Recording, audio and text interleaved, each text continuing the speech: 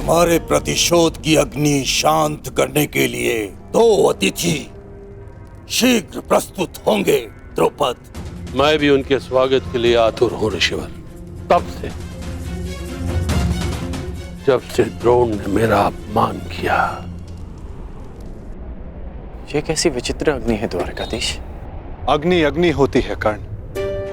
हाँ, उत्पत्ति का कारण और उद्गम भिन्न हो सकते हैं।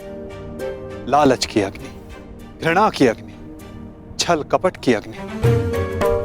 आशा करता हूं जब कभी ऐसी अग्नि से तुम्हारा सामना होगा तो तुम उचित निर्णय लोगे कर्ण। एक बात का आश्चर्य है वासुदेव, आप पांडवों के ममेरे भाई हैं, तो मुझे लगा कि आप मुझे कुमार दुर्योधन से दूर करने का प्रयास करेंगे, परंतु आपने ऐसा नहीं किया। क्योंकि सारथी का कार्य केवल मार्ग दिखाना होता है अंगराज, चयन तो रथी करेगा। फिर भी यदि समय आने पर चुनाव करना पड़ा तो किसका चुनाव करोगे अंगराज?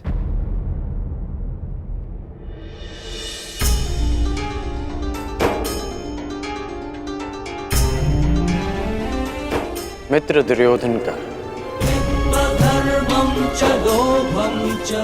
इसलिए नहीं कि मैं उनके प्रत्येक कर्म को उचित मानता हूं, परंतु इसलिए कि उन्होंने मेरी तब सहायता की जब सबकी दृष्टि में मैं तुच्छ था।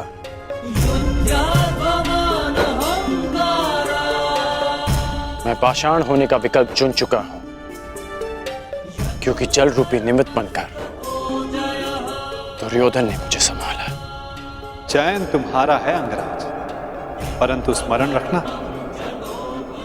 हम कर्म चुनते हैं और कर्म हमारा परिणाम चुनता है।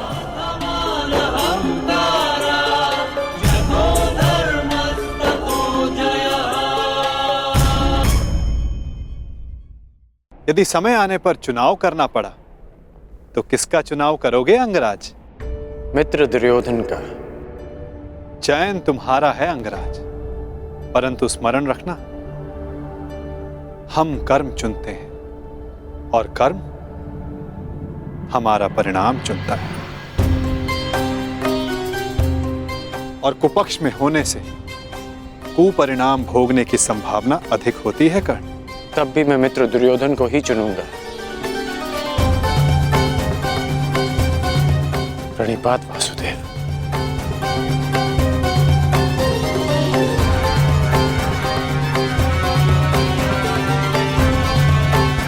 विदा कर्ण।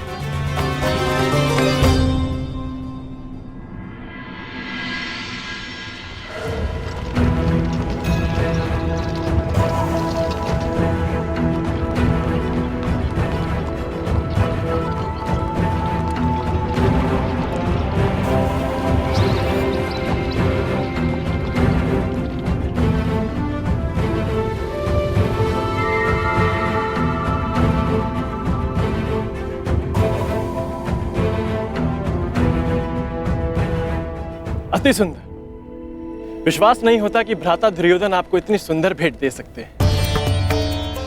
समय के साथ सब बदलता है अनुज। खट्टी कैरी भी समय के साथ बदलकर मीठा आम बन जाती है। अनुज, दुर्योधन को भी दूसरा अवसर अवश्य मिलना चाहिए।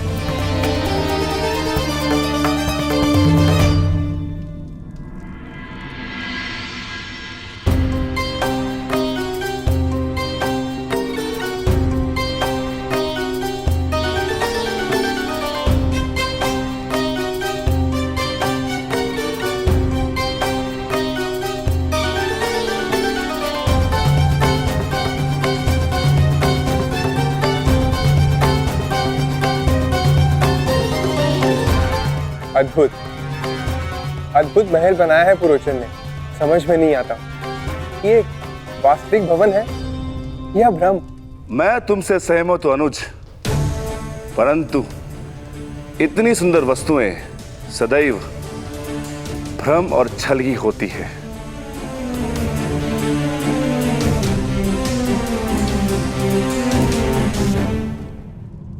तो कौन सी भूल हो गई मामा श्री?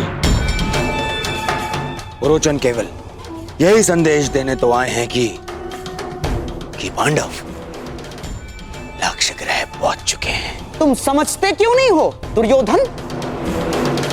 जितने विघ्न शुभ कार्य में पड़ते हैं उससे कई अधिक विघ्न अशुभ कार्यों में पड़ते हैं। उस दिन मैंने राजसभा में बात पलट दी, कहा कि तुम अपने भाइयों के लिए महल बनवा रहे हो, और अब यदि इस पुरोचन को यहां किसी ने देख लिया तो?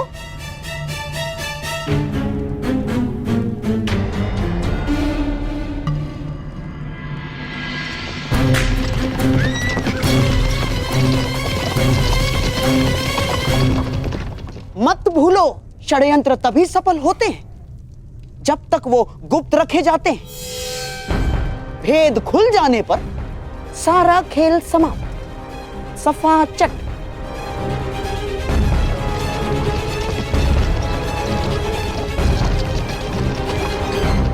और तुम अपनी बुद्धि लाक्षागृह की नींव में डाल के आए हो।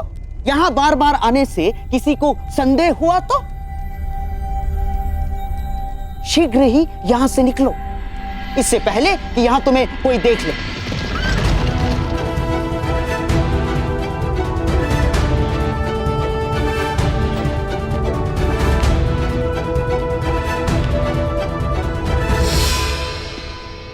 जी मैं तो बस ये पूछने आया हूं कि मुखा अग्नि कब देनी है? शीघ्र, शीघ्र, अति शीघ्र, समझ गए? मामा श्री, परंतु यदि सब कुछ इतना ही शीघ्र हुआ तो भी तो लोगों को संदेह हो ही जाएगा ना। संदेह तो किसी भी स्थिति में तुम पर ही आने वाला है मेरे होने वाले सम्राट। परंतु मैं ये चाहता हूं कि बस ये संदेह पांडवों के अंत के पश्चात ही हो, उससे पूर्व नहीं ना।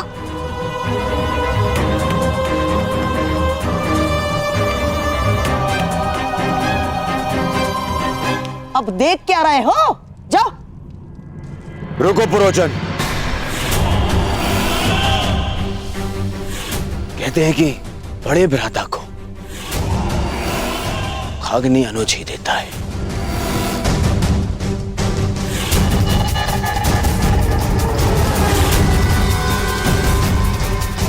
तो फिर मैं अपने कर्तव्य को कैसे भूल सकता हूं? जाओ, ये ले जाओ पुरोचन। मेरे भाइयों की चिता तुमने सजाई है, परंतु उनकी मुखाग्नि मेरी ओर से ही होनी चाहिए।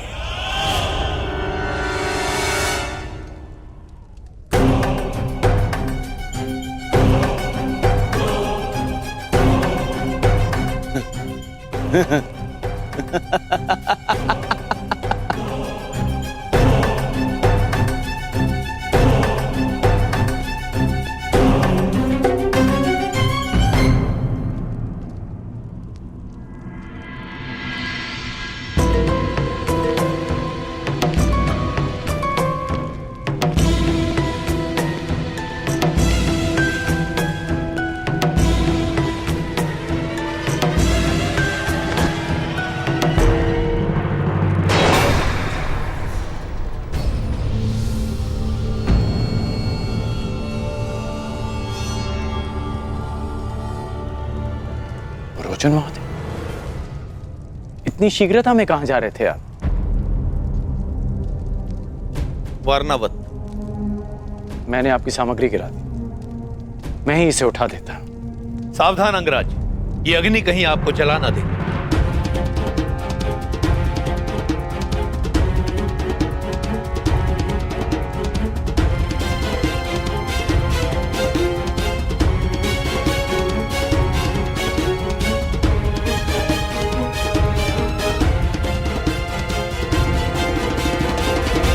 ये अग्नि लिए कहां जा रहे हैं आप? ये अग्नि नहीं है अंगराज, ये वो प्रकाश पुंज है जो हस्तिनापुर का भविष्य बदल देगा, और साथ में आपका और मेरा भी, क्योंकि हम दोनों विजेता के पक्ष में हैं। अब मुझे आज्ञा दीजिए।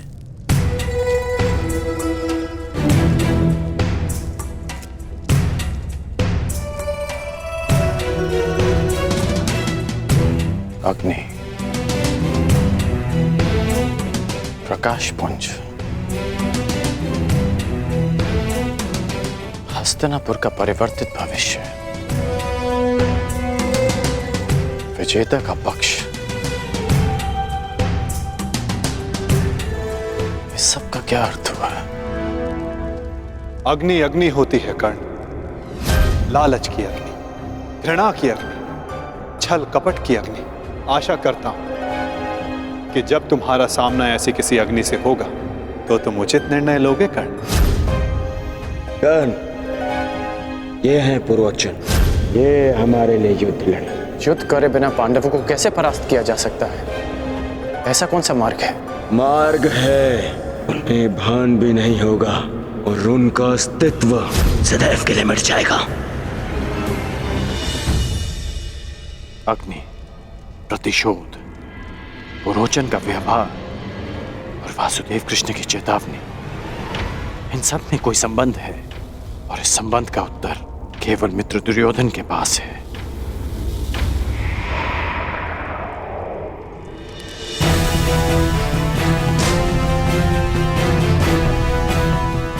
मुहूर्त आ गया है पांचाल राज। यज्ञ की पूर्णाहुति के लिए यहाँ महारानी का होना आवश्यक है। मैंने महारानी को यहाँ आने के लिए संदेशा तो भिजवाया था, परंतु मेरी समझ में नहीं आ रहा है कि महारानी को यहाँ आने में इतना विलंब क्यों हो रहा है। समय, मुहूर्त और ग्रह दशा किसी की प्रतीक्षा नहीं करते पांचाल नरेश। यही क्षण पूर्ण आहुति के लिए उपयुक्त है। यदि आहुति ना दी गई तो सारे प्रयास निष्फल हो जाएंगे। क्या महारानी के अतिरिक्त और कोई विकल्प नहीं है ऋषिवर? ये यज्ञ है पांचाल नरेश, नियमों से बंधा है। इसमें विकल्प की कोई संभावना नहीं। ओम अग्नि मिली पुरोहितम, यज्ञासा देव अमृत विजम, होता राम रतन धात्मम।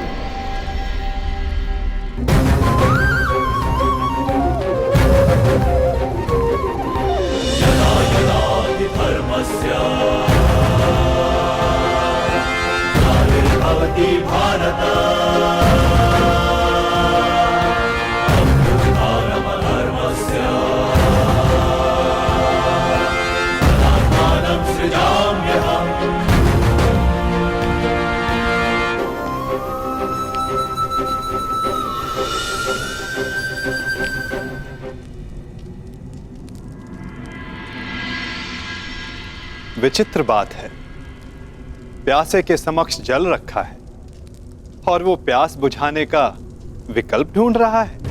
मैं आपके कहने का अभिप्राय समझा नहीं वसुदेव। अग्नि से बड़ा ना कोई पुरोहित है, ना उससे बड़ा कोई होत्र, ना उससे बड़ा कोई वरदायक, ना ही इच्छा पूर्ति का स्रोत। अयोनिज के लिए यही गर्भ है। जब अग्नि आपके समक्ष प्रस्तुत हो तो विकल्प क्यों ढूंढ रहे हैं पांचाल नरेश? क्या मैंने कुछ अनुचित कहा मुनियाज? परंतु ये प्रयोग अगर विफल रहा तो ये यज्ञ भंग भी हो सकता है। एक मनुष्य पुनः ये यज्ञ नहीं कर सकता।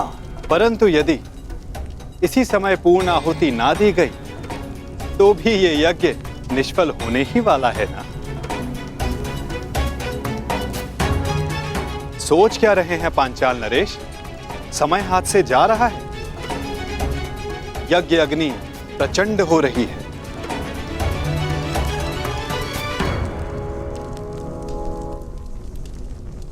कहीं आपकी इच्छा पूर्ति से पूर्व ही ये शांत ना हो जाए। निर्णय ले लीजिए पांचाल नरेश।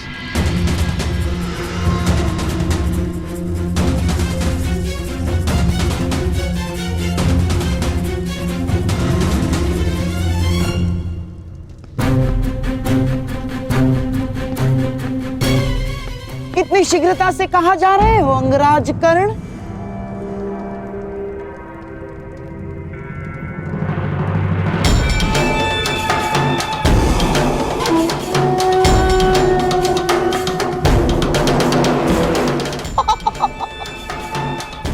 इतनी भी क्या शीघ्रता कर्ण?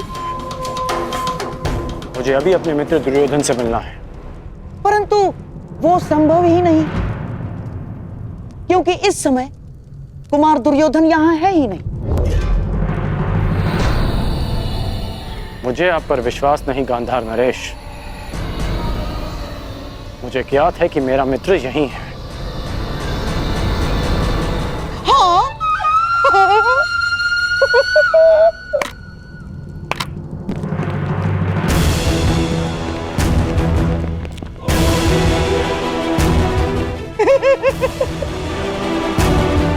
अब तो तुम समझ लो कि शकुनी नहीं चाहता कि तुम दुर्योधन से मिलो।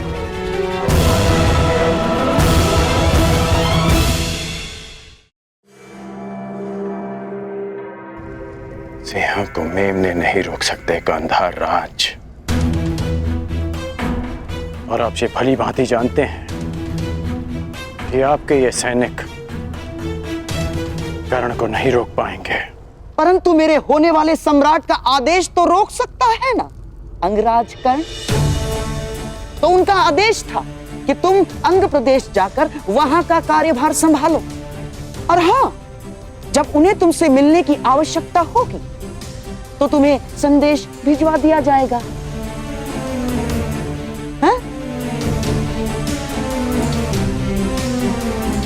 ठीक उसी तरह जिस तरह पुरोचन को संदेशा भिजवाया गया था।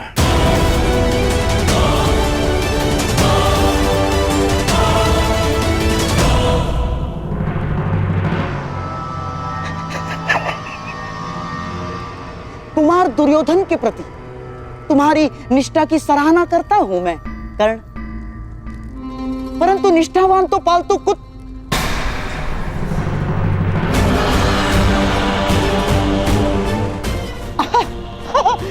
मेरा तात्पर्य है कि पालतू जीव भी होते हैं कर्ण। उन्हें अपनी सीमा में रहना उनके हित में होता है। इसीलिए शकुनी चाहता है कि तुम अपनी सीमा में रहो। अंग लौट जाओ।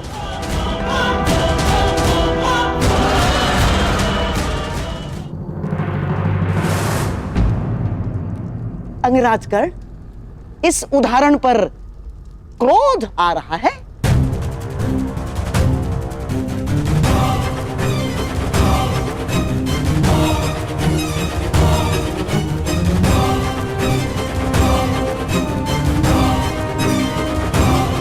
एक क्षण के लिए तो लगा कि आप मेरी तुलना पालतू जीव से कर रहे हैं,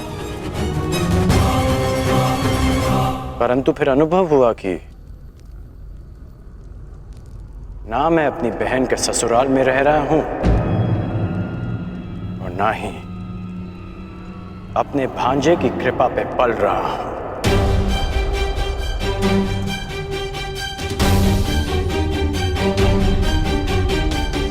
इसलिए आपका यह संकेत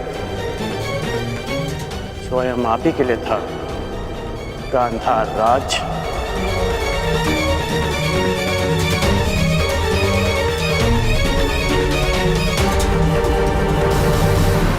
क्या हुआ? मेरे उदाहरण पर क्रोध आ रहा है?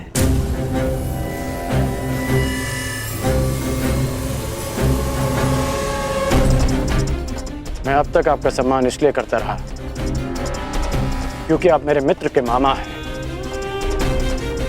हम दोनों में केवल एक समानता है कि हम दोनों कुमार दुर्योधन के शुभ चिंतक हैं। और जब जब आपका कार्य मेरे मित्र के हित में होगा तब तक मैं आपको सहन करता रहूंगा। परंतु यदि मेरे मित्र को अनुचित मार्ग पर ले जाने का प्रयास किया तो मैं भूल जाऊंगा कि आप मेरे मित्र के मामा हैं।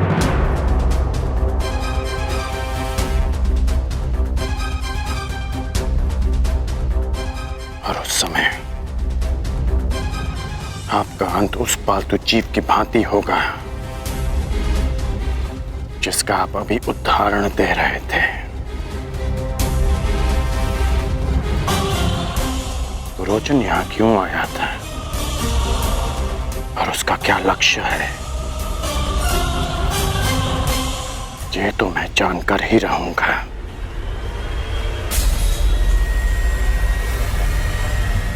प्रणिपात मामाश्री।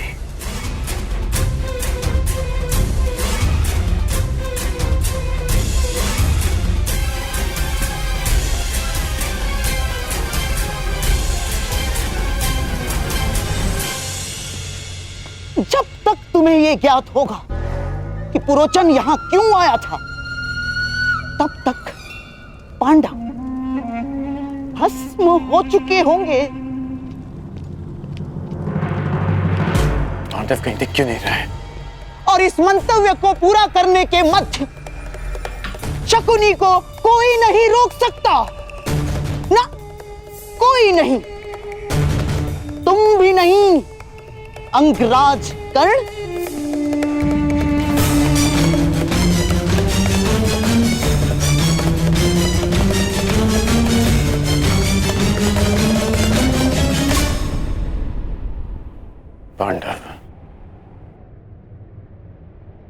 पांडव ही मित्र दुर्योधन के शत्रु हैं।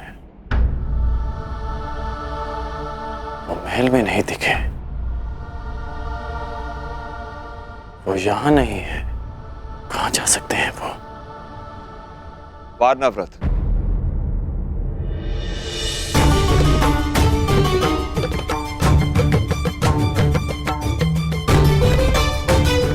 पिताश्री,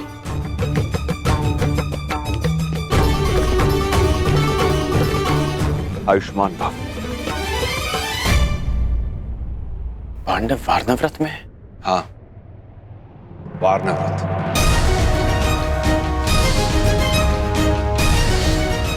पुरोचन महोदय, इतनी शीघ्रता में कहां जा रहे थे आप? वारनावत, ये अग्नि नहीं है अंगराज, ये वो प्रकाश पुंज है जो हस्तिनापुर का भविष्य बदल देगा।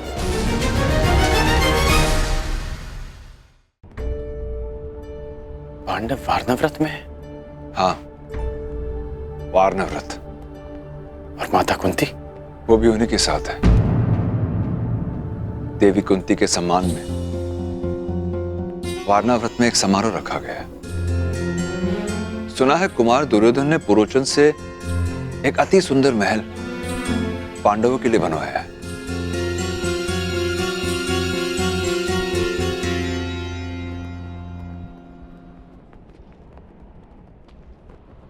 ये अग्नि नहीं है अंगराज, ये वो प्रकाश पुंज है जो हस्तिनापुर का भविष्य बदल देगा, और साथ में आपका और मेरा भी।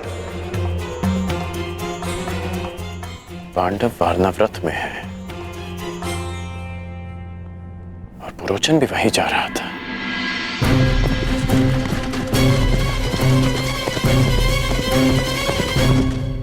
और मित्र दुर्योधन के मन में अचानक पांडवों के प्रति प्रेम कहां से उत्पन्न हो गया? कर्ण, ये हैं पुरोचन, ये हमारे लिए युद्ध लड़े। युद्ध करे बिना पांडवों को कैसे परास्त किया जा सकता है? ऐसा कौन सा मार्ग है? मार्ग है, उन्हें भान भी नहीं होगा और उनका अस्तित्व सदैव के लिए मिट जाएगा। इसका अर्थ है कि वारनाव्रत में षड्यंत्र रचा जा रहा है।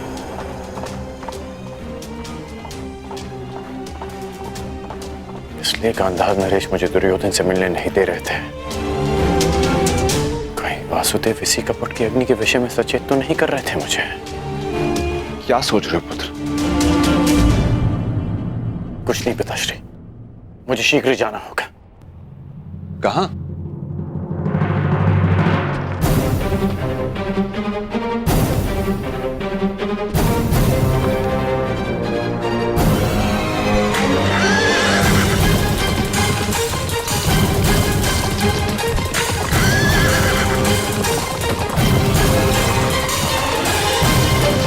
जो समय पर निर्णय नहीं लेता, समय उसे कभी क्षमा नहीं करता पांचाल नरेश।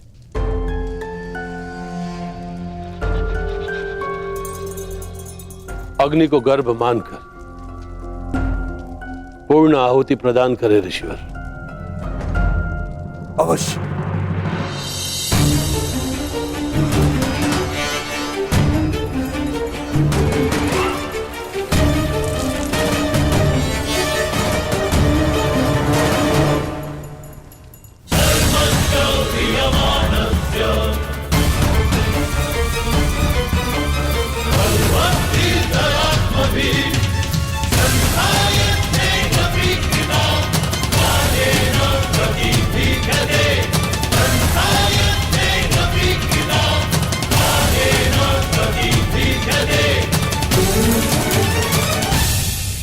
वसुदेव, मेरी ये आहुति सफल होगी ना?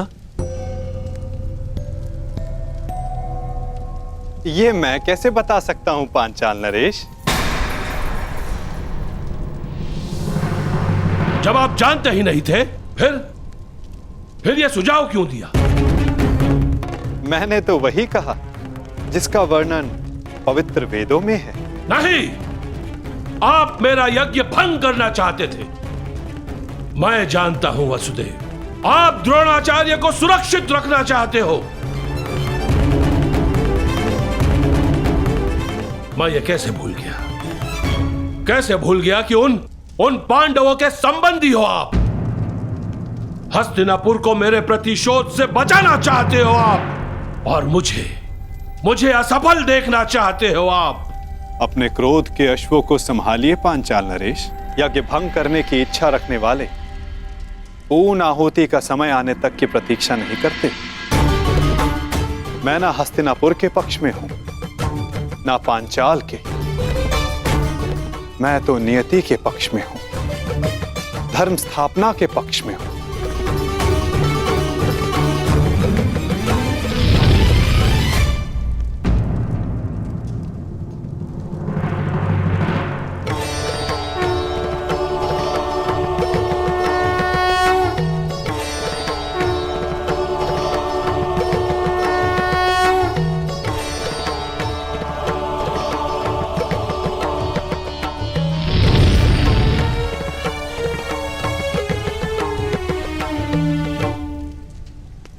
यज्ञ सफल रहा।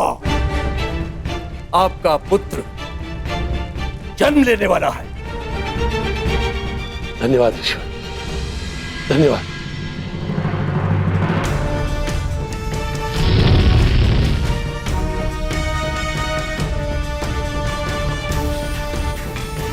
मुझे क्षमा कर देना वासुदेव। मेरे समक्ष एक समस्या उत्पन्न हो गई थी, उसी क्षण आपका आना हुआ। ये संयोग नहीं था, ये प्रारब्ध था। आप यहां मेरी सहायता के लिए आए हो। ना कुछ संयोग होता है, ना कुछ प्रारब्ध। कुछ होता है तो केवल कर्म पांचाल नरेश, और उनके फल।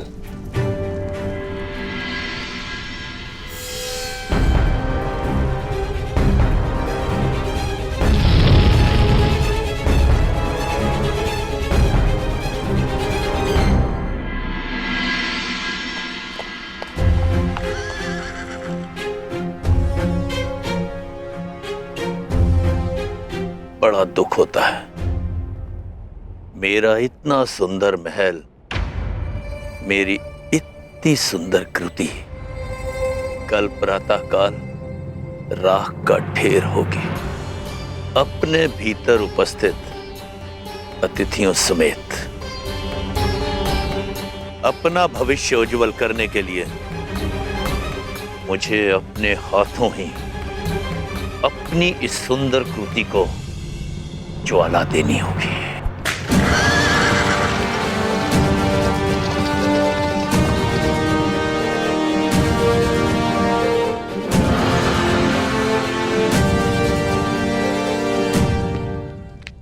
प्रणाम युवराज।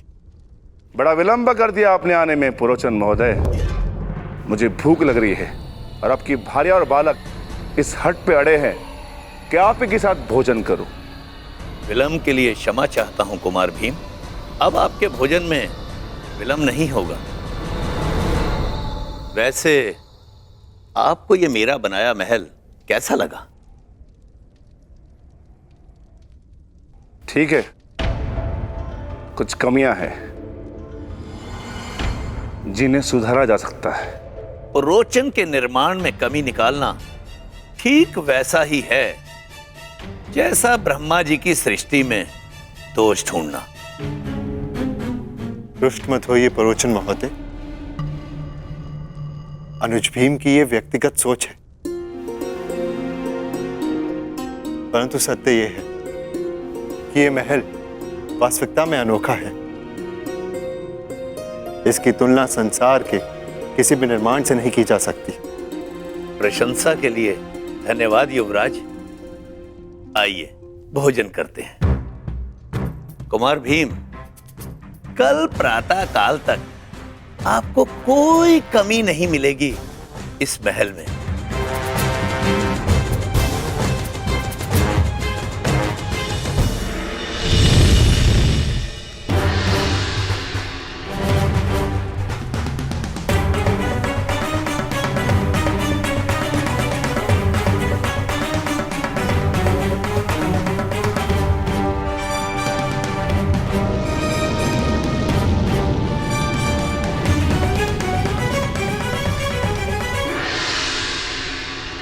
अग्नि कुंड से उत्पन्न अग्नि की भांति अधीर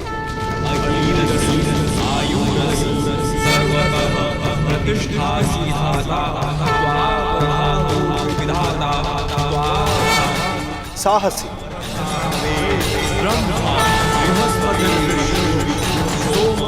भव्य और विनाशक आपका ये पुत्र दृष्टद्युम्न कहलाएगा।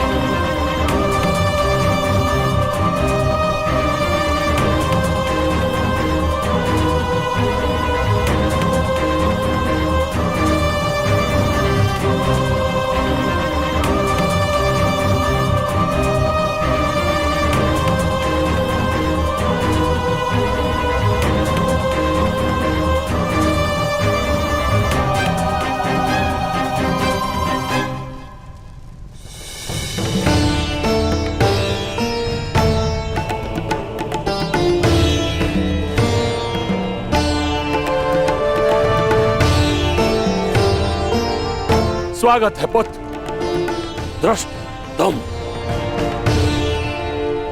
तुम मेरी कठोर तपस्या का फल हो। तपस्या का फल उद्देश्य पूर्ति पर ही प्राप्त होगा। मेरे जन्म का उद्देश्य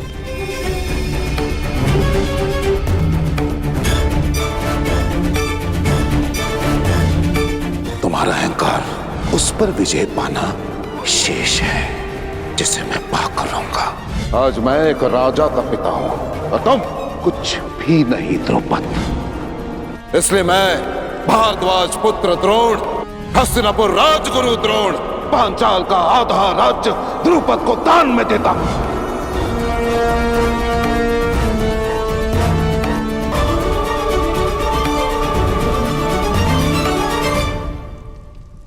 अपने पिता का प्रतिशोध पूरा करना। मेरे हृदय में जो प्रतिशोध की अग्नि जल रही है, उस अग्नि में मुझे द्रोण की आहुति चाहिए। तुम्हें अपने पिता का मान सम्मान और प्रतिष्ठा और पांचाल का गौरव और वैभव फिर से लौटाना होगा। आपकी तपस्या पूर्ण होगी पिताश्री, आज्ञा दीजिए। यज्ञ अग्नि से जन्म लेने वाले यज्ञसेन दृष्टद्युम्न संसार में जन्म लेने वाले किसी न किसी कारणवश जन्म लेते हैं, परंतु लक्ष्य साधने का एक समय निश्चित होता है।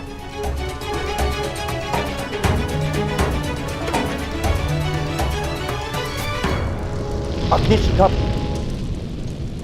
फिर से विराट हो गई है।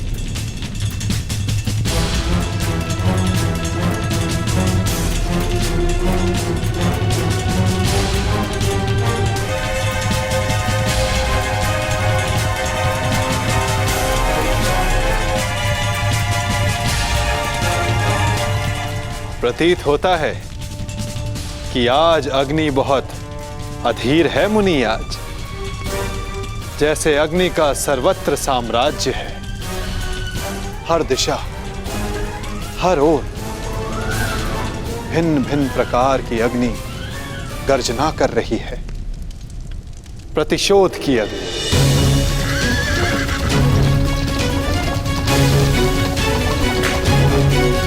कपट की अग्नि, विनाश की अग्नि, विनाश की अग्नि, विनाश की अग्नि।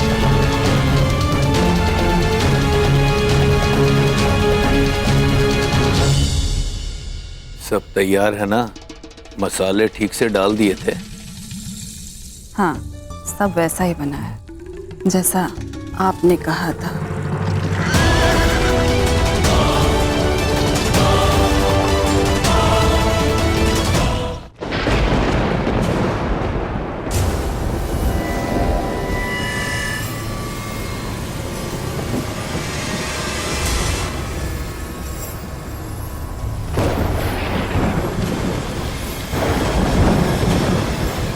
यज्ञ अग्नि बहुत प्रबल है।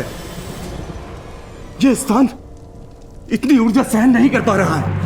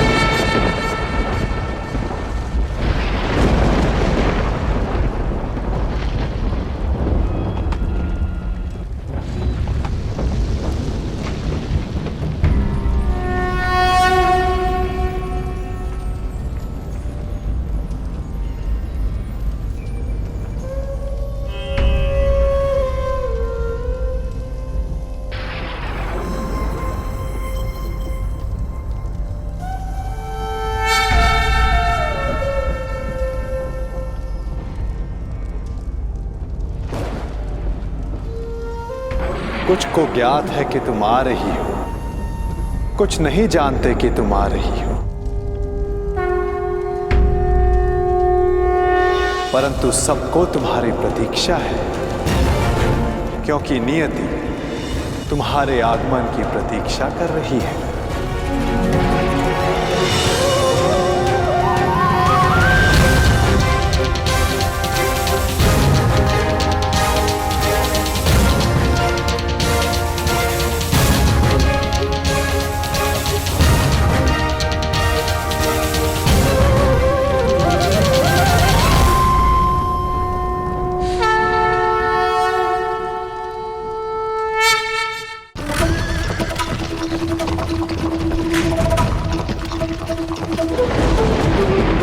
पांचाल नरेश, ये गुफा और अधिक समय तक नहीं रह पाएगी।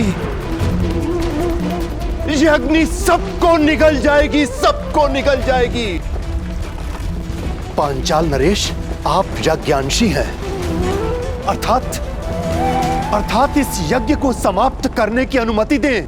अग्नि को गर्भ माना है ना, तो उसके तप को भी सहना होगा। पांचाल नरेश, यज्ञ प्रारंभ किया है तो उसके संपन्न होने की भी प्रतीक्षा करनी होगी। जीवन में कभी नियति पर विश्वास किया है?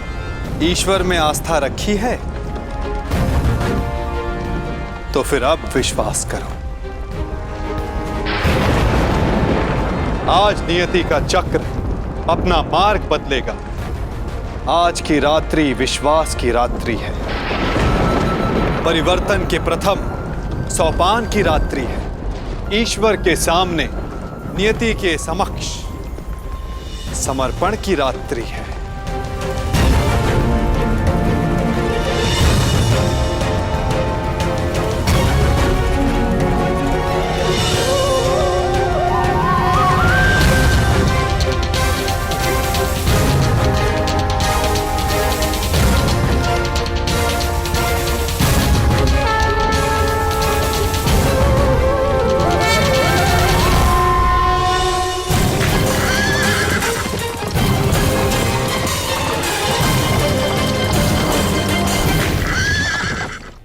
खाइए युवराज, महाराजा ने अपने हाथों से ये भोजन तैयार किया है। सुस्वाद तो है ना? आप रहने दीजिए, हम स्वयं ले लेंगे। नहीं नहीं युवराज माता, आपको, युवराज और इनके भ्राताओं को भोजन कराना तो परम सौभाग्य की बात है। और कौन जाने कि फिर ये अवसर मिले या ना मिले।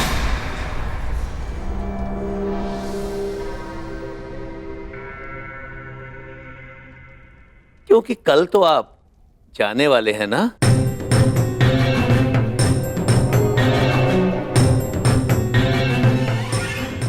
अर्थात कल वर्णावत में आपका सत्कार होगा ना? फिर आपके पास कहां समय शेष होगा इस निर्धन का सत्कार लेने का? मैं आज कृतार्थ हुआ और मेरा ये भवन भी कृतार्थ हुआ जिसमें आपका आगमन हुआ। ठीक है, तो आप भी यहाँ विराजिए। नहीं नहीं राजमाता, राज परिवार के साथ बैठकर भोजन करने का सामर्थ्य और दुस्साहस मुझ में कहां। पहले आप तृप्त हो जाइए, उसके बाद प्रसाद समझकर हम भी खा लेंगे।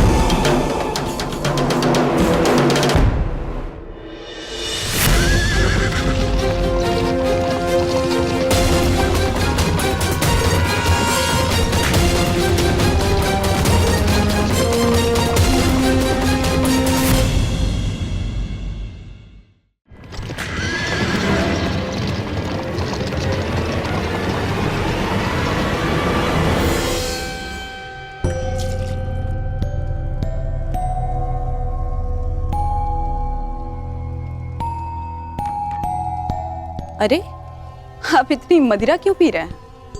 अपनी सफलता का उत्सव मना रहा हूं मैं।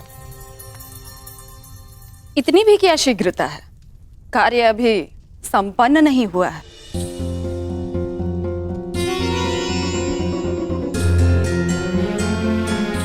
मेरे प्यारे भोली जीवन संगिनी, और ये विष युक्त भोजन करने के पश्चात अतिथिगण गहन निद्रा में सो जाएंगे।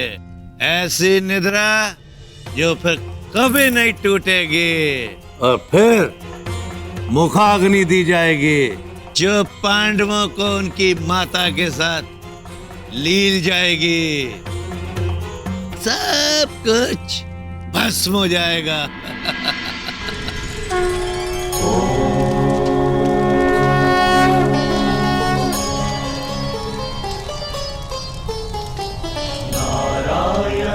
नमस्कृत्य नरं चैव वसुदेव,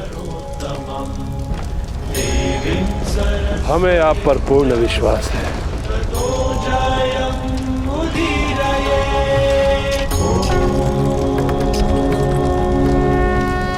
आज रात्रि सत्य और विश्वास का जन्म होगा, छल और कपट का नाश होगा।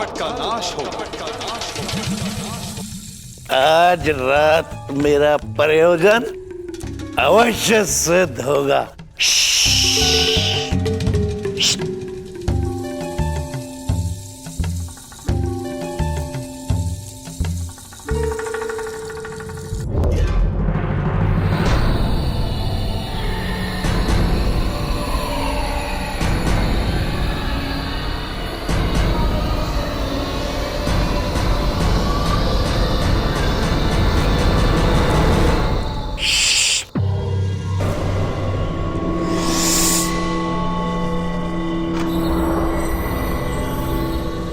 आज पांडवों का नाश होगा।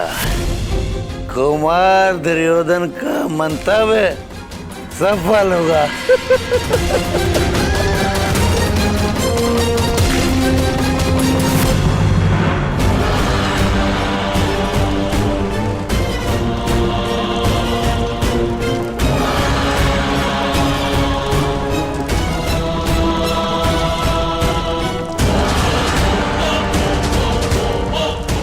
मुखाग्नि प्रस्तुत है।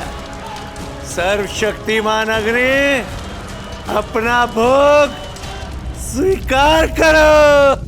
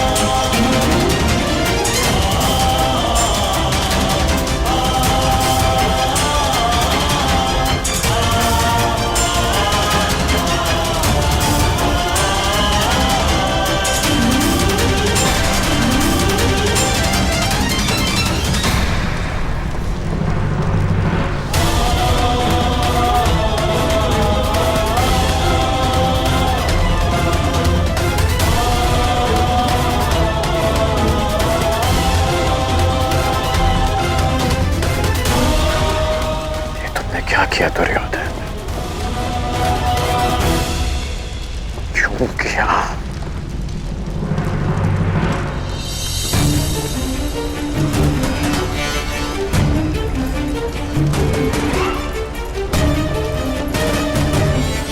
यदि नियति का अर्थ न्याय है तो यह अन्याय क्यों?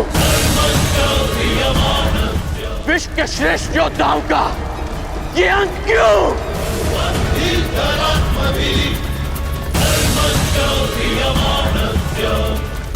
माता कुंती के साथ ये छल क्यों?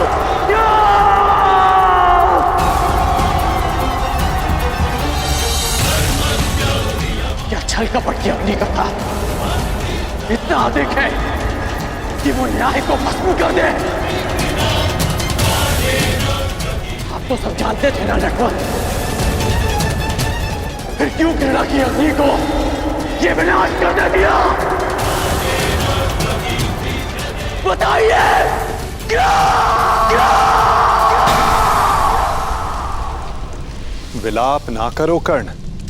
अग्नि केवल भस्म नहीं करती, विनाश नहीं करती, अग्नि सृजन भी करती है। संसार जब घृणा और कपट में झूलता है तो अग्नि उसे पवित्र भी करती है, और वही पवित्र पुनीत अग्नि आज उत्पन्न हुई है। समय आ गया है पाप के नाश का, कपट के विनाश का।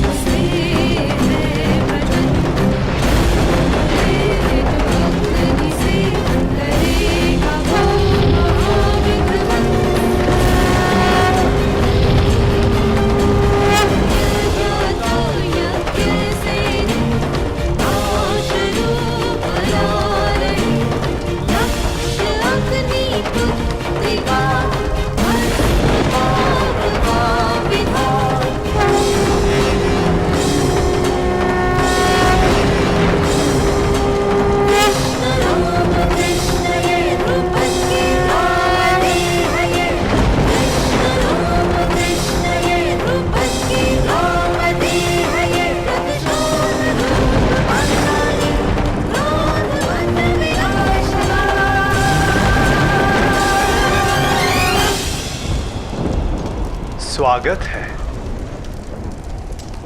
यज्ञ से उत्पन्न याज्ञसेनी। कृष्ण तुम्हारा अभिवादन करता है।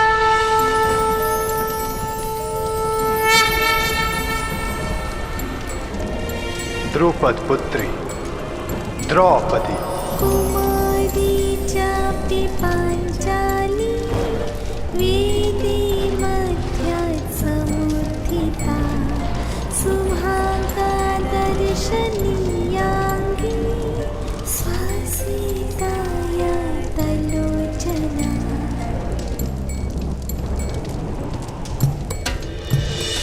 मेरी पुत्री द्रौपदी,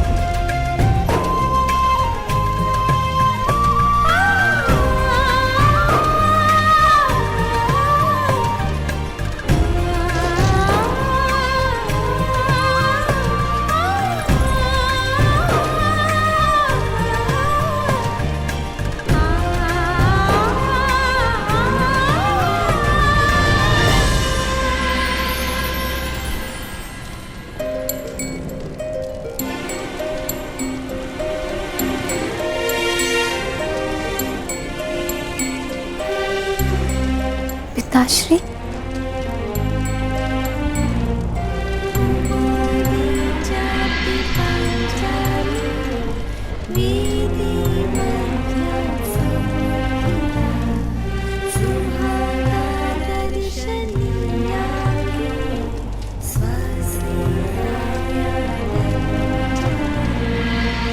पत्नी, तुम मेरी प्रार्थनाओं का प्रसाद हो। आज्ञा कीजिए पिताश्री, मेरे जीवन का प्रयोजन क्या है? अर्जुन, वो अर्जुन जो मेरे सबसे परम शत्रु द्रोण की सबसे बड़ी शक्ति, उसी धनुर्धारी वीर अर्जुन से विवाह तुम्हारे जीवन का प्रयोजन है पुत्री।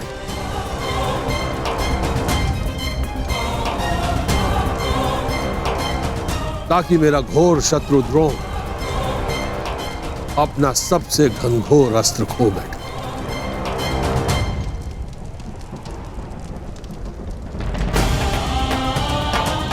अर्जुन,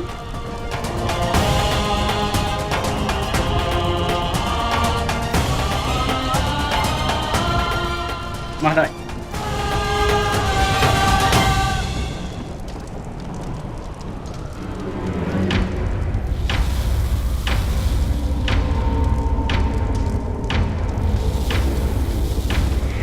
क्या अर्जुन?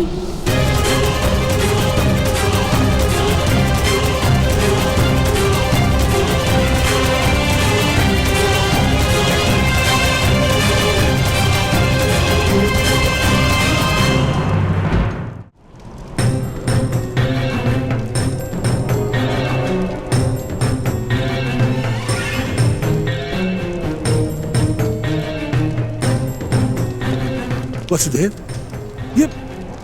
ये कैसे संभव है? वारणावर्त के जिस भवन में पांडव निवास कर रहे थे, वो अग्नि को भेंट चढ़ गया।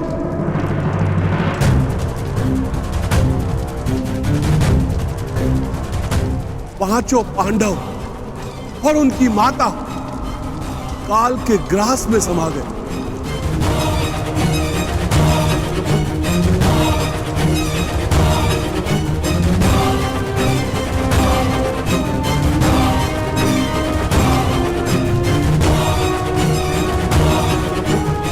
जिस अर्जुन से विवाह के लिए मैंने एक पुत्री की कामना की थी,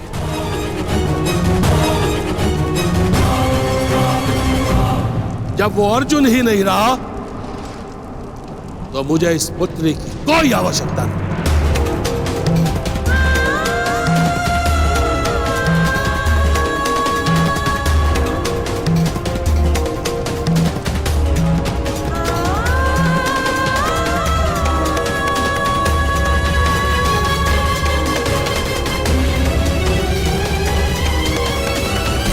धृष्टद्युम्न, तुम शीघ्र मेरे साथ चलो पुत्र।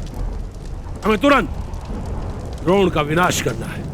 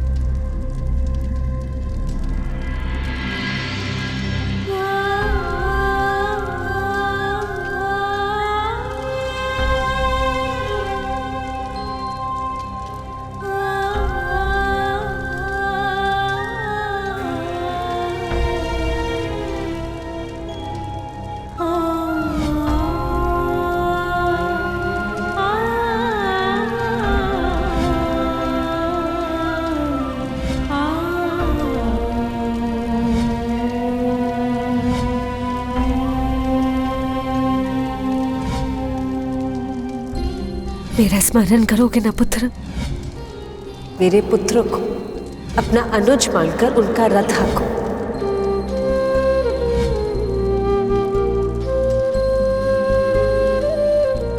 मेरे पुत्र को तुम्हारे सहायता की आवश्यकता है। ऐसा प्रतीत हो रहा है कि रक्त के संबंध से भी अधिक गहन संबंध है तुम्हारे साथ।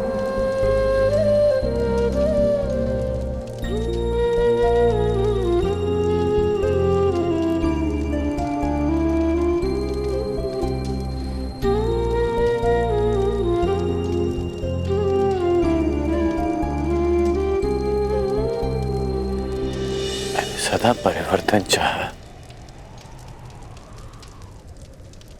परिवर्तन अन्याय के विरुद्ध, परिवर्तन छल प्रयोग के विरुद्ध।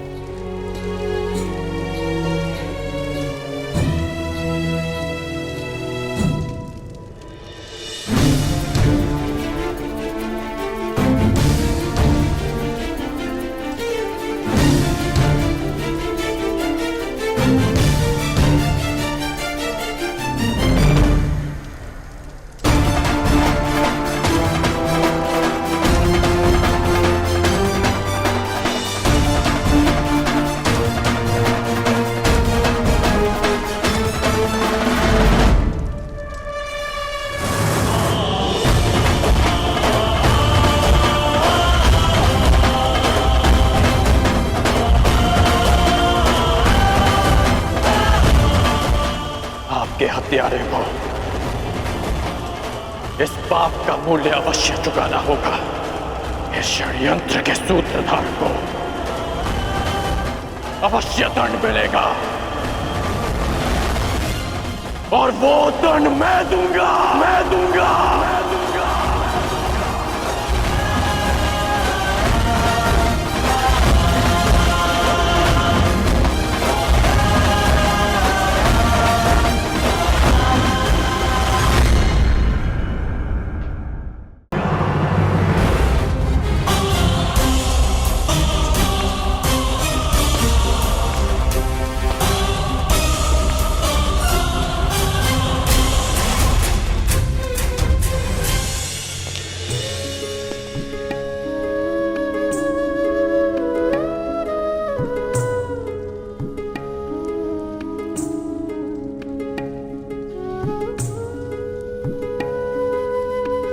जो संसार में आता है उसके जीवन का कारण और निवारण स्वयं नियति चुनती है। तुम्हारे जीवन का लक्ष्य मात्र अर्जुन से विवाह करना नहीं है, परंतु उससे बहुत ऊंचा है। तुम्हें तो इतिहास की धारा का मार्ग बदलना, एक महान शांति का कारण बनना है। तुम अग्नि से उत्पन्न हुई, अग्नि से जन्मी हो, परंतु कोई और भी है जिन्हें अग्नि छू भी नहीं पाई।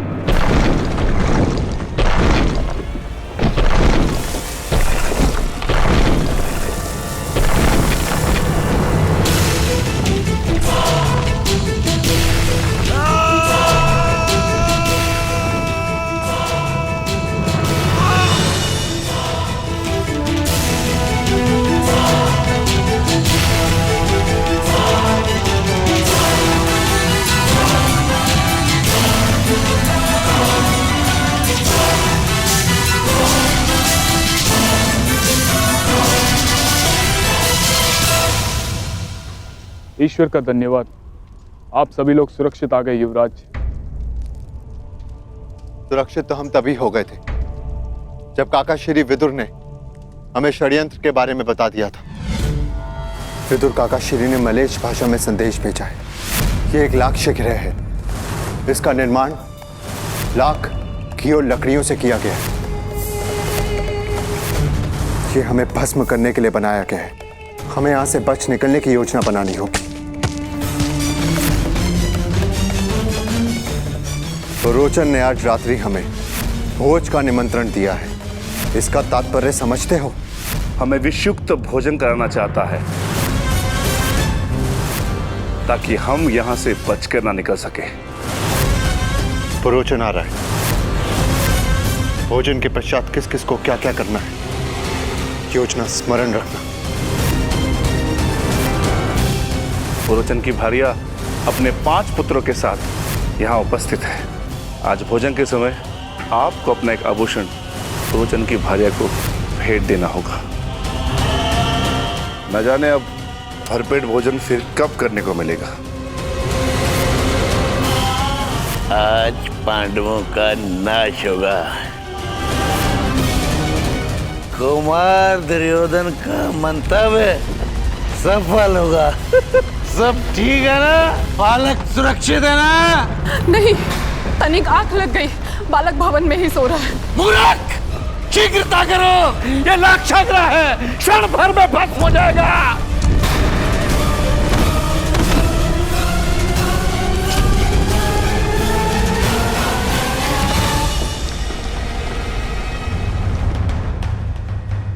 किस ओर युवराज? हस्तिनापुर। नहीं, हस्तिनापुर से कहीं दूर। क्यों माता? हमें शीघ्र ही हस्तिनापुर पहुंचना चाहिए, नहीं तो सब समझेंगे कि हम काल में समा गए। अच्छा है ना, मैं भी यही चाहती हूँ कि सब यही समझे। बार बार तुम्हारे प्राणों पर आक्रमण तो रुकेगा, परंतु माता, दुर्योधन ने हमारी हत्या का प्रयास किया है और वो राजा बनने के लिए कोई चक्र रचता जा रहा है। हमें उससे प्रतिकार लेना ही होगा। उसके प्रतिकार के पश्चात वो फिर तुम पर प्रहार करेगा। मेरे पुत्र राजा ना बने, ये मुझे स्वीकार है, परंतु तुम्हारे प्राण की हानि नहीं। हमें वन जीवन का अभ्यास है ना, हम वही रह लेंगे। तुम 5 भाइयों में प्रेम बना रहेगा, किसी की घृणा, किसी का विद्वेष नहीं।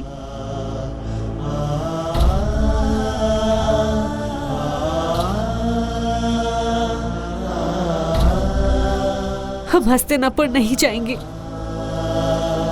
अपनी माता की विनती नहीं मानोगे?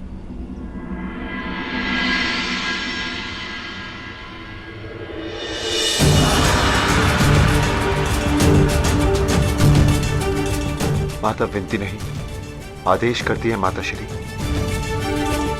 हस्तिनापुर तो क्या, आपकी प्रसन्नता के लिए संसार भर का राज्य त्याग सकते हैं हम हस्तिनापुर नहीं जाएंगे।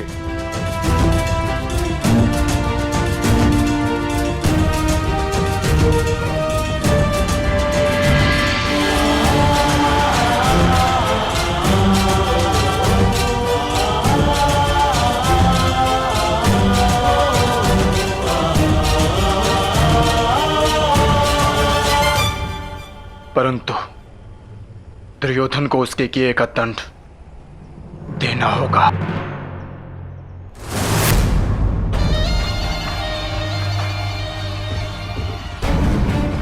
आनंद आ गया,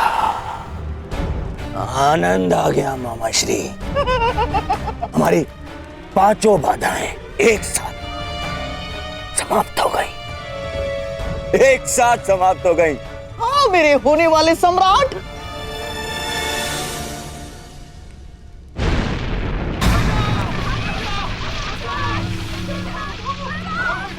मामा श्री कोलाहल कैसा?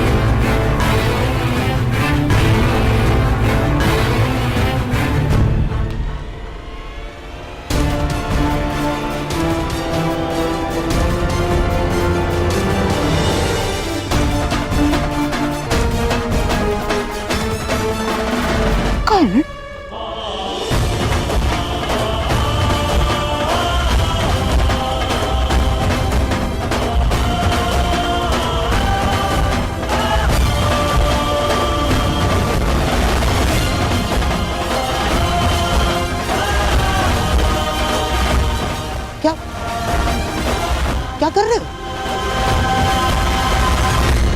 एक अग्नि तुमने लगाई और एक मैंने।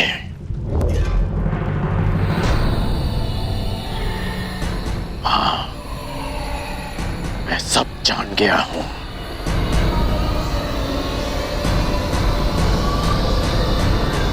अब क्या करोगे? मुझे भी जला दोगे जैसे पांडवों और कुंती माता को जला दिया?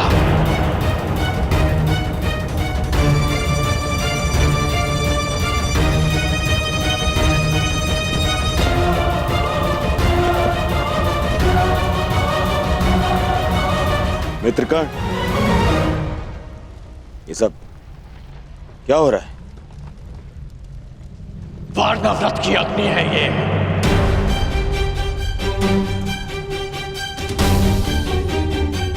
जो हस्तिनापुर तक आ पहुंची।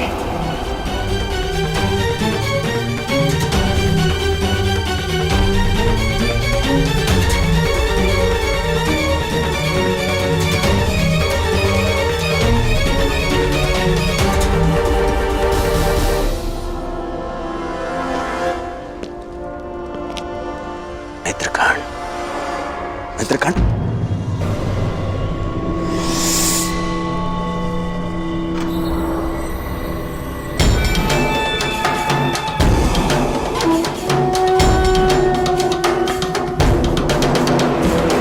तुम कारण ही क्रोधित हो रहे हो मित्र। पांडव शत्रु थे, उनका नाश कर दिया, आवश्यक था। तुम्हारे शत्रुओं का नाश करने के विरुद्ध न मैं कल था और न मैं आज हूं, परंतु कायरों के भांति कुचक्र रचने के विरुद्ध मैं सदा से हूं और सदा रहूंगा।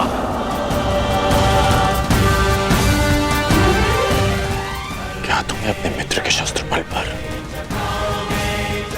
बिल्कुल विश्वास नहीं था?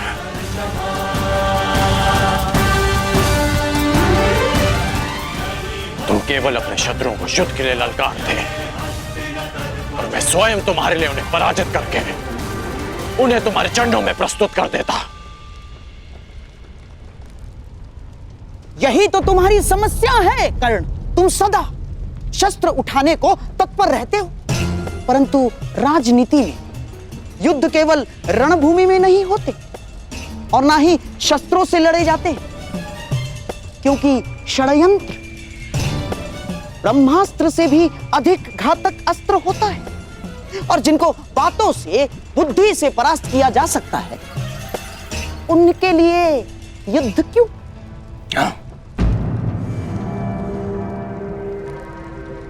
तुम अब भी नहीं समझ पा रहे हो?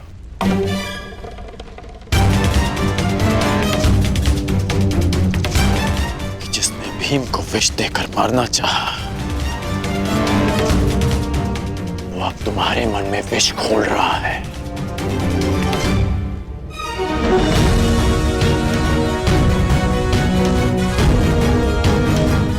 तुम्हारा शुभचिंतक होने का ढोंग करने वाला तुम्हारा ये मामा तुम्हें पथभ्रष्ट कर रहा है। इसकी चाल में मत फंसना मित्र। बस कर।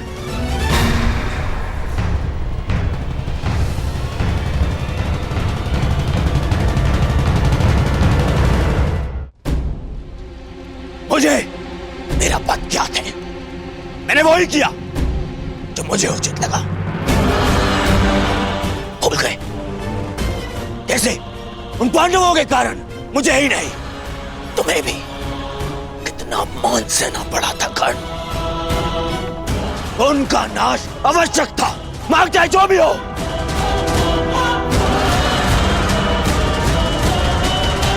और माता कुंती का अंत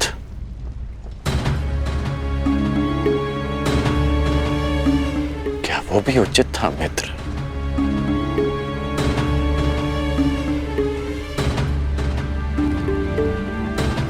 स्त्री, बालक और निशस्त्र शत्रुओं पर प्रहार करना, क्या ये भी एक योद्धा का धर्म होता है?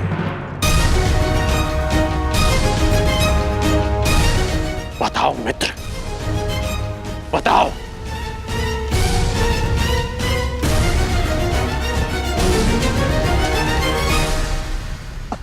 समझने का प्रयास करो कर्ण।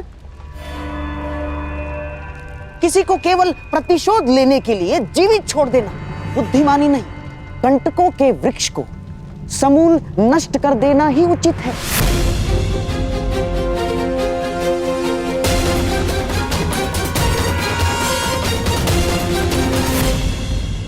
ठीक कहा आपने। आप मेरे मित्र के जीवन के सबसे बड़े कंटक हैं, तो आज मैं आप ही का अंत कर देता हूं।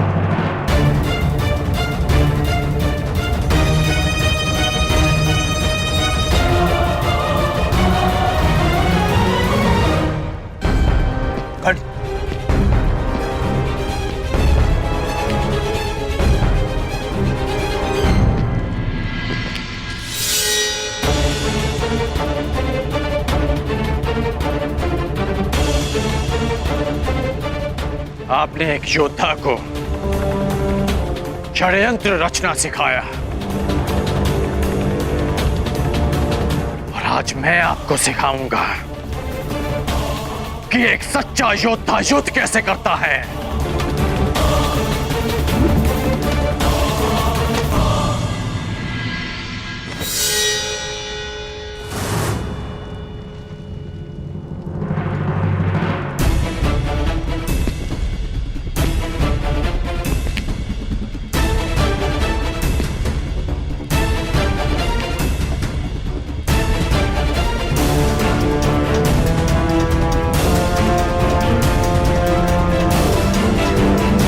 सावधान कर्ण।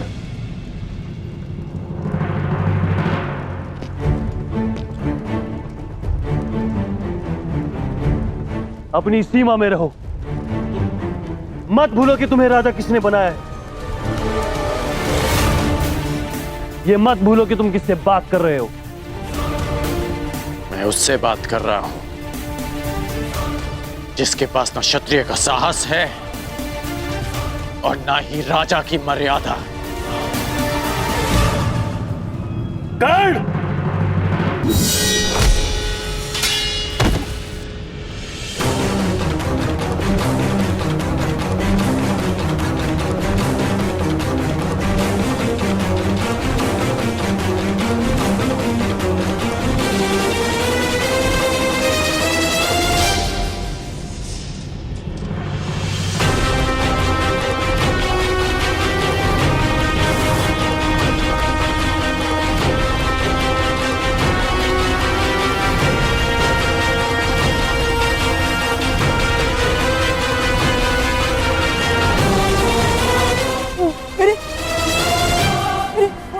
सम्राट,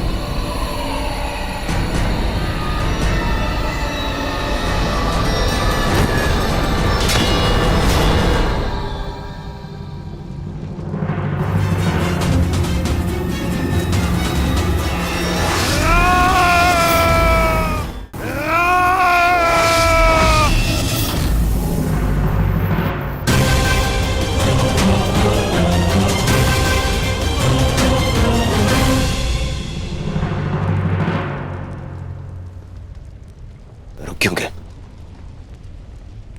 प्रहार करो ना मित्र।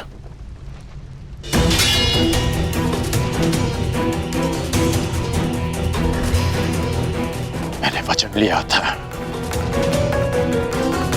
कि मैं सदा तुम्हारा साथ दूंगा, और परंतु कुचक्र में नहीं, षड्यंत्र में नहीं।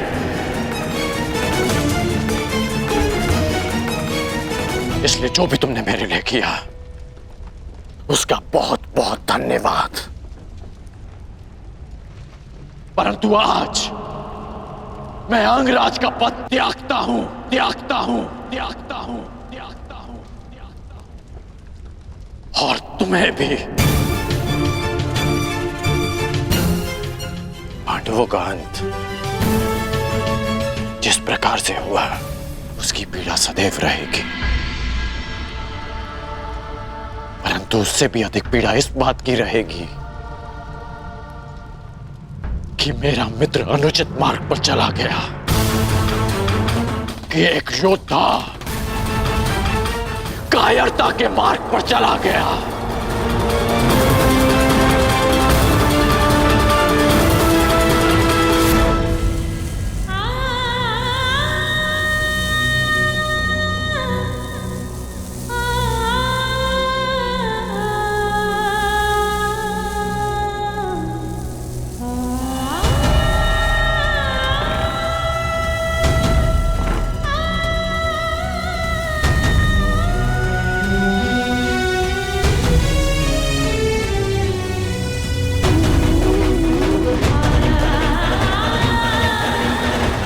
जिस अर्जुन से विवाह के लिए मैंने एक पुत्री की कामना की थी, जब वो अर्जुन ही नहीं रहा तो मुझे इस पुत्री की कोई आवश्यकता नहीं।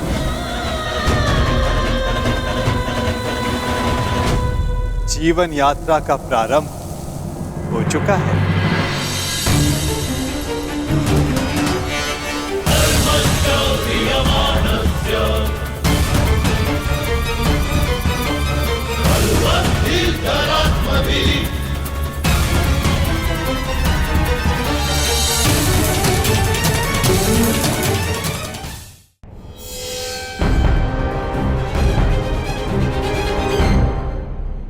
जीवन यात्रा का प्रारंभ हो चुका है।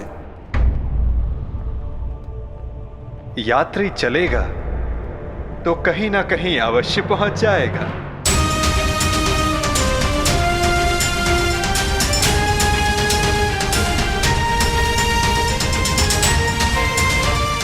मुझे नहीं ज्ञात कि मेरा लक्ष्य क्या है, नहीं ज्ञात कि मैं संसार में क्यों आई हूं, नहीं ज्ञात कि मेरा जन्म क्यों हुआ। जिस यात्री को अपना लक्ष्य ही ना ज्ञात हो वो कहां पहुंचेगा? क्या आपने आज तक किसी को मेरी अवस्था में देखा है? हाँ, प्रत्येक को देखा है। जीवन धारा के प्रवाह में प्रत्येक के समक्ष ऐसी परिस्थिति आती ही है।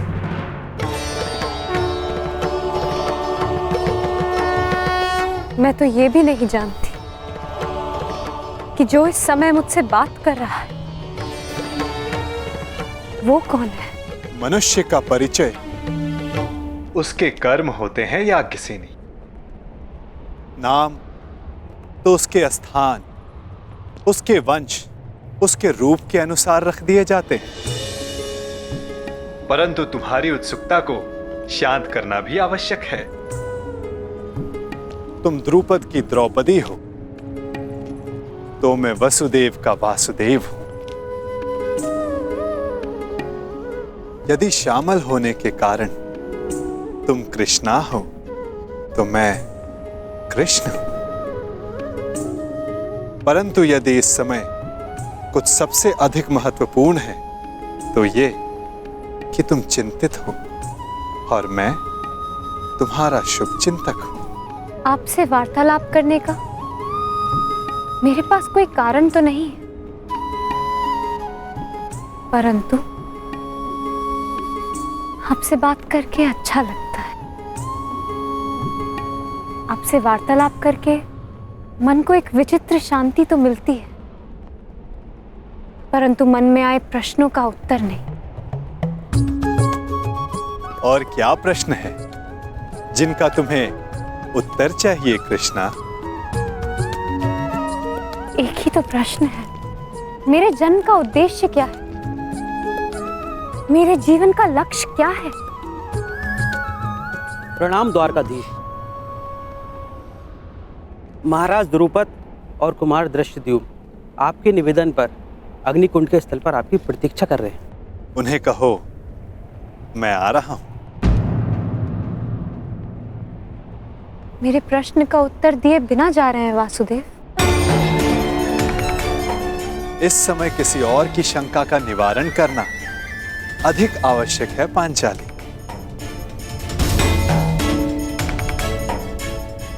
हो सकता है कि उस समाधान में तुम्हारे प्रश्नों का उत्तर भी तुम्हें मिल जाए।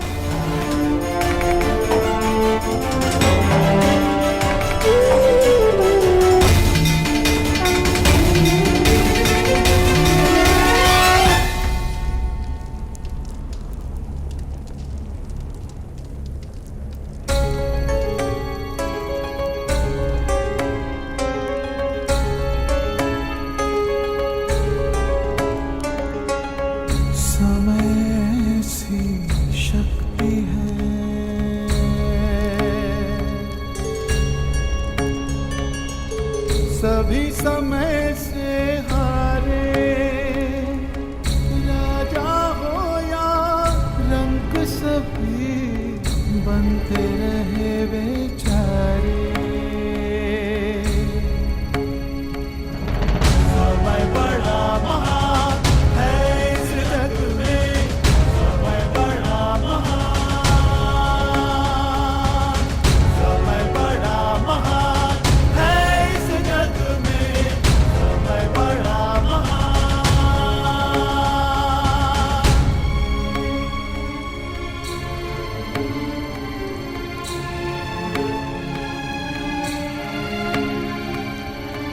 माया का धुआं फैलाए, भ्रम के जाल बिछाए, मन में घृणा द्वेष भरे, फिर अपनों को लड़वाए। सही समय पे सत्य को लाए, झूठ को करे किनारे। राजा हो या रंक सभी बनते रहे बेचारे। समय बड़ा महान है इस जग में, समय बड़ा महान, समय बड़ा महान है इस जग में, समय बड़ा महान।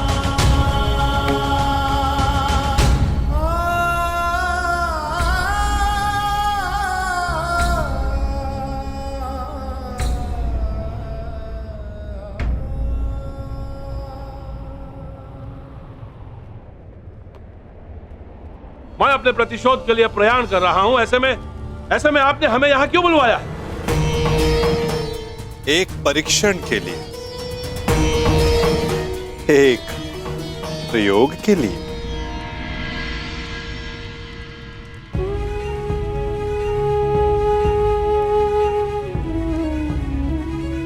कैसा परीक्षण और यहां क्यों? क्योंकि ये तुम्हारा जन्मस्थल है दृष्टद्युम्न। इस स्थल को यज्ञ अग्नि ने पवित्र किया है। ऐसे स्थान मनुष्य के पंच दोष सामने ले आते हैं। काम, क्रोध, मोह, लोभ, अहंकार। इन पंच दोषों की ऊर्जा ऐसे स्थान पर धूम्र में परिवर्तित हो जाती है, और ये धूम्र तुम्हारे दोषों का है द्रुपद कुमार। दोष जितना अधिक होगा, धूम्र उतना सघन होता जाएगा। मैं कुछ समझा नहीं वासुदेव। अपने पुत्र के लिए आपका मोह पांचाल नरेश, ये पहला दोष है। मुझे इस बात पर विश्वास नहीं।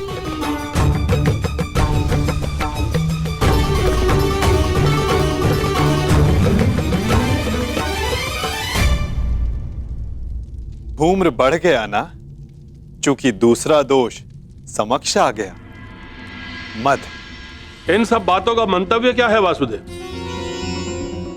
क्या आप हमें हस्तिनापुर पर आक्रमण करने से रोकना चाहते हैं? नहीं, इसके विपरीत मैं तो इस आक्रमण में आपका साथ देना चाहता हूं पांचाल नरेश।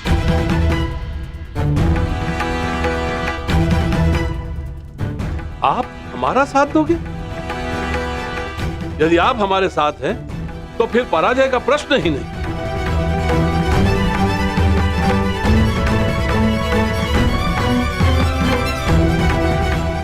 लोभ, तीसरा दोष। परंतु मैंने जो कहा, मेरा मंतव्य वही है पांचाल नरेश।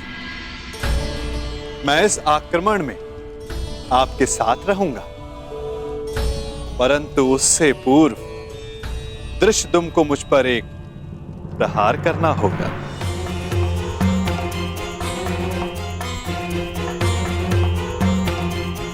क्या? हाँ, मात्र एक प्रहार। मुझे यह जांचना है कि इस युद्ध में जिसका सहभागी बनने जा रहा हूं, क्या वो मेरे साथ का पात्र है भी या नहीं। परखना चाहता हूं कि ये महायोद्धा द्रोणाचार्य का वध करने में सक्षम है भी या नहीं।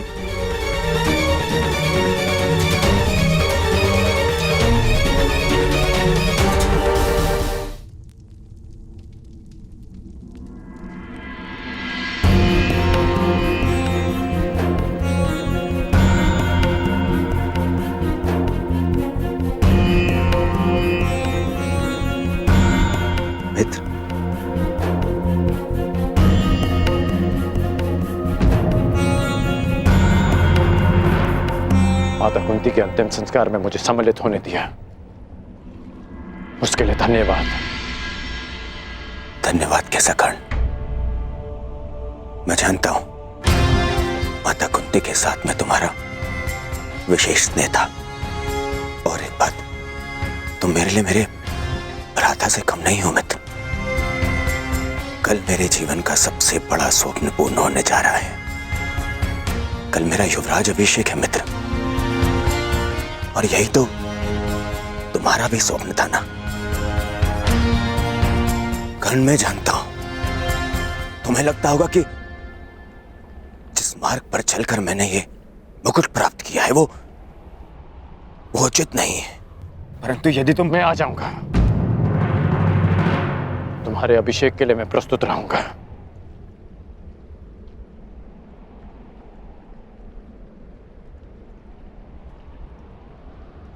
तुम्हें मित्र माना है, और कल राजसभा में उपस्थित रहकर मैं अपने मित्र होने का कर्तव्य अवश्य निभाऊंगा।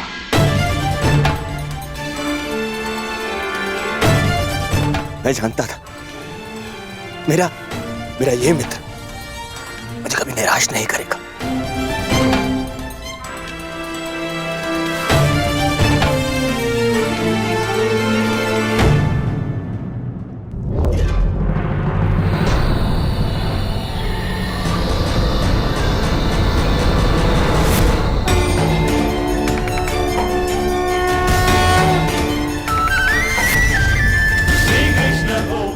अहंकार, एक और दोष।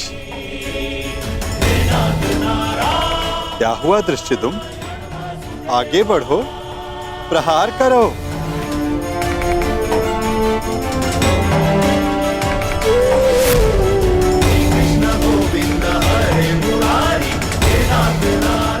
क्रोध, अंतिम दोष।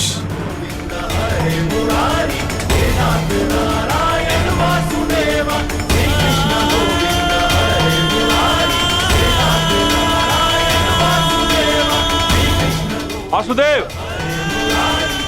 मैं आपका मंतव्य समझ गया।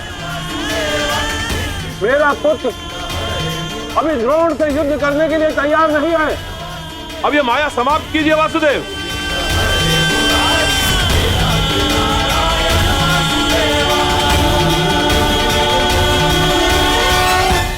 माया का बाण छूट चुका है पांचाल नरेश। जब तक सारे लक्ष्य भेद नहीं देता, रुक कैसे सकता है? अब कौन सा लक्ष्य शेष है?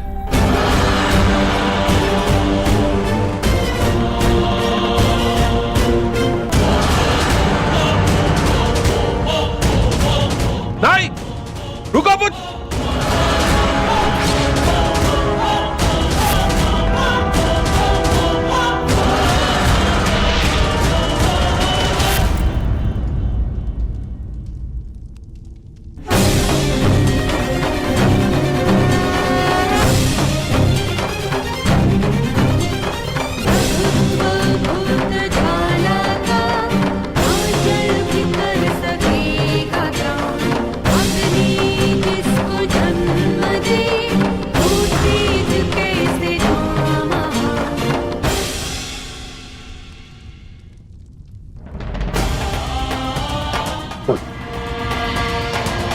तुमने मेरे प्राणों की रक्षा की।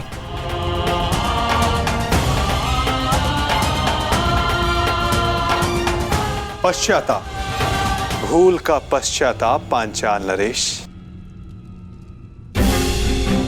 प्रत्येक दोष का निवारण पश्चाताप है।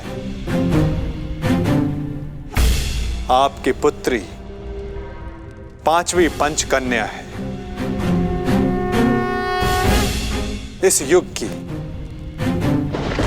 इकलौती। पहली 4 त्रेता युग में आई। अहिल्या, मंदोदरी, सीता और तारा। और अब द्वापर युग को प्रतीक्षा थी 5वीं पंचकन्या की, द्रौपदी की।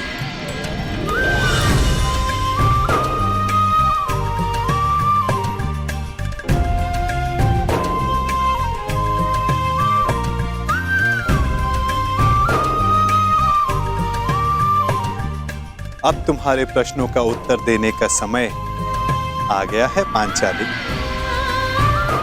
मनुष्य के जीवन का लक्ष्य और प्रयोजन भिन्न होते हैं। अर्जुन से विवाह तुम्हारे पिता का प्रयोजन था। तुम्हारे जीवन का लक्ष्य बहुत ऊंचा, बहुत आगे है द्रौपदी। एक बार मेरी दृष्टि से अपने आप को देखो, अपने लक्ष्य को देखो। आपकी दृष्टि में मेरे जीवन का लक्ष्य क्या है वासुदेव? परिवर्तन। केवल एक मनुष्य के जीवन का परिवर्तन नहीं, समस्त संसार के जीवन में। इतिहास की धारा को परिवर्तित करना है तुम्हें। पातक नाश, तुम्हें पापों का नाश करना है।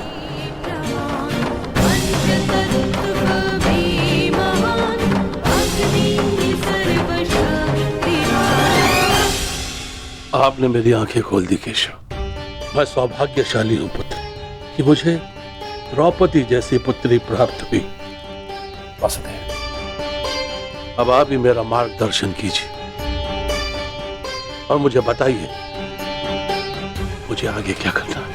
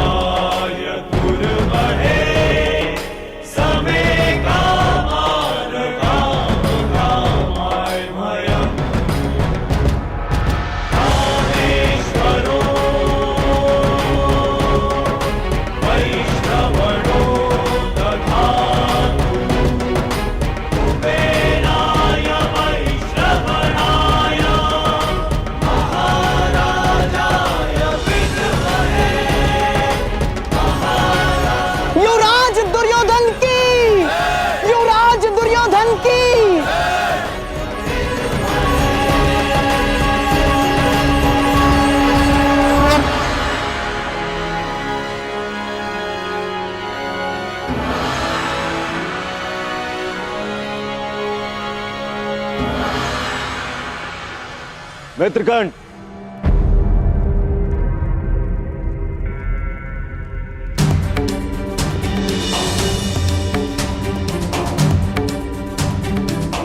आज मैं बहुत प्रसन्न हूं मित्र, क्योंकि आज मेरा सबसे प्रिय मित्र मेरे अभिषेक में मेरे साथ उपस्थित था।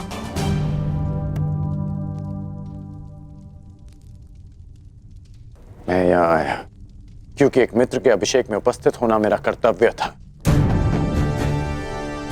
तुम्हारा मित्र तुम्हें युवराज बने देखना चाहता था और उसकी अभिलाषा पूरी हुई, और हमारे साथ की अवधि भी। मैं सदा के लिए तुम्हारा साथ छोड़कर जा रहा हूं।